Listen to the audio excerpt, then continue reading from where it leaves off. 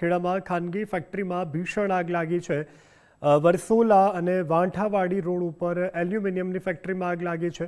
Nadiad fire બ્રિગેડની team ઘટના સ્થળે પહોંચી આગથી મોંઘી મશીનરી બળીને ખાખ થઈ છે, સાથે લાખો રૂપિયાનું નુકસાન થયું છે। ફેક્ટરીમાં આગ લાગવાનું કારણ હજુ જાણી શકાયું નથી। દૃશ્યોમાં તમે જે રીતે જોઈ શકો છો, ફેક્ટરીમાં ભીષણ આગ લાગવા પામી છે।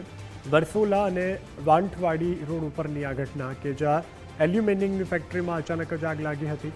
તુરંત જ નડિયાદ ફાયર બ્રિગેડની ટીમ ઘટના સ્થળ ઉપર દોડી આવી અને પાણીનો મારો ચલાવી ભારે જહેમત બાદ આગને કાબૂમાં લીધી। આગથી મોંઘી મશીનરીઓ બળીને ખાખ થઈ છે।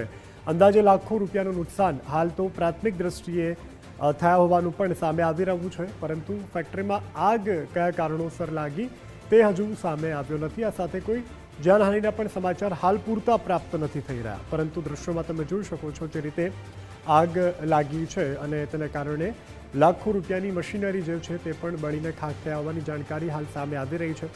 અન્ય અંદર કોઈ ફેક્ટરીમાં હાજર હતું કે કેમ તેને લઈને પણ કોઈ હજુ જાણકારી નથી, કોઈ જાનહાનિના સમાચાર પણ નથી, પરંતુ નડિયાદ ફાયર બ્રિગેડને આ અંગે જાણ કરાતાની સાથે નડિયાદ ફાયર બ્રિગેડ ઘટના સ્થળ પર પહોંચીને આગ પર કાબૂ મેળવાયો। સંવાદદાતા કિશન રાઠોડ વધુ વિગત સાથે ફોનલાઈનથી જોડાઈ ચૂક્યા છે। કિશન, આગની ઘટનાને લઈ શું વધુ વિગતો? કોઈ જાનહાનિ અંદર કોઈ ફેક્ટરીમાં હતું?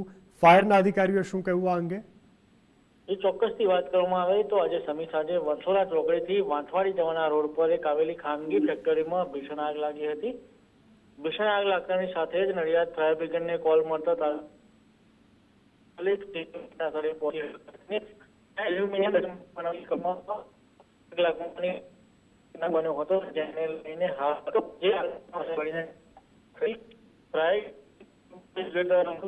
નુકસાન થયું હતું, પરંતુ ખાખ થઈ છે। હાલ તો આગ પર કાબુ લેવા